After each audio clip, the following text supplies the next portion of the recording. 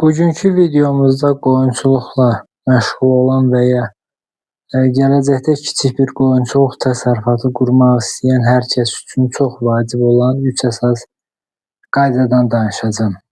Bəzən insanlar düşünür ki, qoyunçuluq çox sadə işdir. Qoyun alırsan, qabağına ot yem qoyursan, bir müddət sonra quzu alıb satırsan və qazanc götürürsən. Amma əslində qoyunçuluq göründüyü qədər sadə deyil. Düzgün idarə olunmayan təsərrüfatda qoyun çox olsa belə qazanc az ola bilər. Digər tərəfdən sayı az olan, amma düzgün idarə edilən təsərrüfat sahibinə daha çoxlu qazanc gətirə bilər. Mənim fikrimcə qoyunçuluqda uğur qazanmaq üçün ən vacib 3 qayda bunlardır. Birinci qayda düzgün heyvan seçmək. İkinci qayda düzgün yemləmə. Üçüncü qayda qoyunun sağlamlığı, tövlənin təmizlik və vaxtında xəstəliklərə və yaxud da ki, qoyunların sağlamlığına nəzarətdir. İndi isə bu 3 vacib qayda haqqında danışacağım. Birincisi, düzgün qoyun seçimi. Qoyunçuluqda uğurun əsas başlanğıcı, yəni təməli qoyunu alanda qoyulur. Çünki təsərrüfatda sağlam, məhsuldar və yaxşı damazlıq xüsusiyyətlərinə malik heyvan gətirmək gələcəkdə sizə həm də daha çox quzu, həm də daha az problem verə bilər. Əksinə, ucuz olduğuna görə xəstə, arıq və ya qoca qoyun almaq sonradan böyük xərcə çevrilə bilir. Bir çox insan ilk dəfə qoyun almağa gedəndə yalnız bir şeyə baxır. Məsələn, qoyunun qiymətinə. Düşünür ki, bu qoyun məsələn digərlərindən ucuzdur, deməli sərfəlidir. Amma qoyunçuluqda həmişə ucuz olan şey sərfəli olmur. Məsələn, 2 qoyun düşünək bazarda. Birinci qoyun daha ucuzdur, amma arıqdır, tez-tez xəstələnə bilir və məhsuldarlığı zəifdir. Digər qoyun isə bir qədər bahadır, amma sağlamdır, bədən quruluşu yaxşıdır və damazlıq üçün çox əlverişli görünür. Uzun müddətdə ikinci qoyun, yəni bahalı qoyun dediyimiz sizə daha çox qazanc verə bilər. Qoyun alanda ilk növbədə onun ümumi görünüşünə diqqət etmək lazımdır. Sağlam qoyun adətən canlı və hərəkətli olur, yeməyə marağı olur, sonra gözləri aydın görünür, rahat nəfəs alır. Heyvanın yeriməsinə də diqqət etmək lazımdır.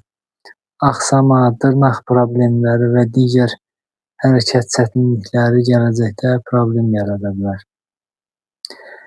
Yəni qoyun alanda tələsmək olmaz. Bir neçə dəqiqəlik diqqət gələcəkdə sizə aylarla, hətta illərlə yaxşı qazanc verə bilər. Unutmayaq ki, yaxşı təsərrüfatın əsasını yaxşı heyvanlar qoyur.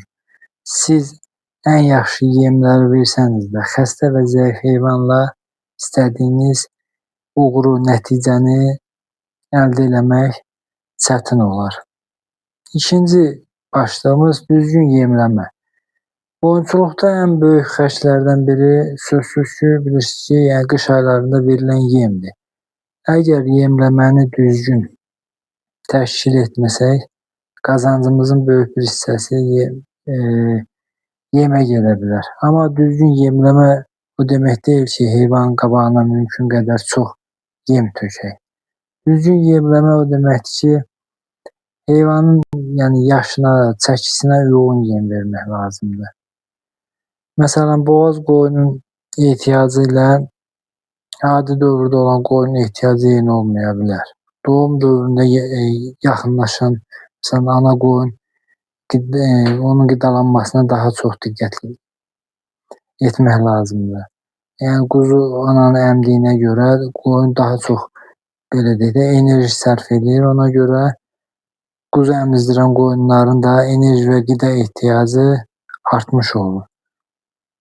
Qoyunların əsas yemlərindən biri keyfiyyətli otdur.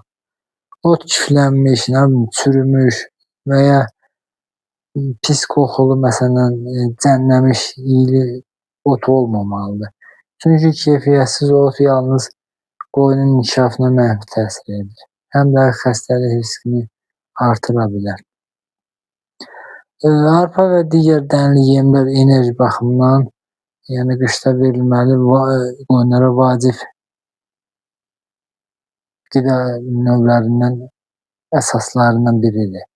Amma burada əsas məsələ onda ölçü ilə verməkdir. Birdən-birə çox miqdarda məsələn dənli yem vermək heyvanın həzm sistemində problemlərə səbəb ola bilər. Sən qoyunla birdən-birə verərsən yəni miqdarı çox yemi qoyun köpə bilər. Ona görə də yem rasionunda dəyişiklik edərkən bunu tədricən etmək daha düzgün yanaşmadır. Bundan başqa qoyunların təmiz suya çıxışı da çox vacibdir. Bəzən yemə çox diqqət edilir. Amma su yaddan çıxır, unudulur yəni. Halbuki su heyvanın sağlamlığı və məhsuldarlığı üçün əsas ehtiyaclardan biridir. Mineral maddələr və duzlar təsərrüfatda nəzərə alınmalı məsələlərdən biridir. Heyvanın mineral ehtiyaclarının düzgün qarşılanması ümumi sağlamlıq və məhsuldarlığa yəni təsir edə bilər sözsüz ki. Ən vacib məsələlərdən biri isə xərcin hesabını aparmaqdır. Əgər siz qoyunçuluqla qazanc əldə etmək istəyirsinizsə, dəftər və ya məsələn tutaq telefonda məsəl üçün xərcləri qeyd eləmək lazımdır. Bu ay neçə kilo yem aldınız, nə qədər ot istifadə olundu, baytara və yaxud da dərmanlara nə qədər pul xərclədim, neçə quzu doğuldu, neçə quzu satıldı və nə qədər gəlir əldə edildi və yaxud da xəstələnən heyvanları, məsələn qulağına qoyunların bir taxmaqla qeyd eləmək, əkizlik məsələn faizi yüksək olanları qoyunlara məsələn orada qeyd eləmək və s. şeyləri yazmaq daha düzgün olar. Bunları hesablamadan qoyunçuluğun həqiqətən qazanc gətirib-gətirmədiyini bilmək biraz çətin olar. Bəzən təsərrüfat sahibi deyir ki, mənim çox qoyunum var, amma qoyunun sayının çox olması hələ çox qazanc demək deyil. Əsas məsələ odur ki, hər qoyun öz xərcini çıxarıb sizə fayda gətirirmi? Qoyunçuluqda qazancı artırmağın yollarından biri də yem itkisinin qarşısını almaqdır. Yem yeri tökülürsə, yağışda məsələn ot islanırsa və ya heyvan altında tapdalanırsa, həmin yem artıq xərcə çevrilmiş olur. Buna görə yemliklərin düzgün olması, yemin qorunması və rasionun planlı hazırlanması təsərrüfat sahibinin puluna birbaşa təsir edir. Üçüncü başlığımız heyvanların sağlamlığına və təmizliyinə diqqət etmək.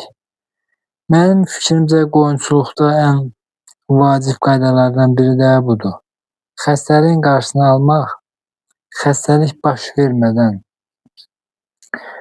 onunla mübarizə aparmaqdan daha yaxşıdır. Belə ki, qoyun məsələn xəstələnməmişdən əvvəl o müəyyən peyvəndlər olsun, müəyyən dərmanlama işləri aparılmalıdır ki, heyvan xəstələnəndən sonra onu sağaltmaq həm daha baha başa gəlir, həm də ki, ola bilər ki, müəyyən xəstəlik daha ciddi keçirilər, heyvan itkisinə səbəb ola bilər.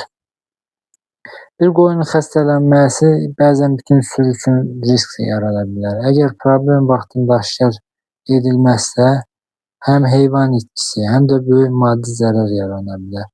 Ona görə qoyunlar hər gün müşahidə etmək lazımdır. Qoyun yeyirmi, hərəkəti normaldırmı, digər qoyunlardan ayrı qalırmı? Yəni belə deyək, əsas sürüdən qoyundan geridə qalırmı, axsıyırmı, öskürürmü, nəfəs almasında problem varmı? Bəzən xəstəliyin ilk əlamətini təsərrüfat sahibindən yaxşı heç kim sözsüz ki, görə bilməz. Çünki hər gün heyvanların yanında olan insan onların normal davranışını bilir. Əgər qoyun qəfil yem və ot yeməkdən kəsilirsə və ya həmişəkindən fərqli davranırsa, bunun kiçik məsələ kimi görünür olmaz. Vaxtında baytar həkimlə məsləhətləşmək daha düzgün olur.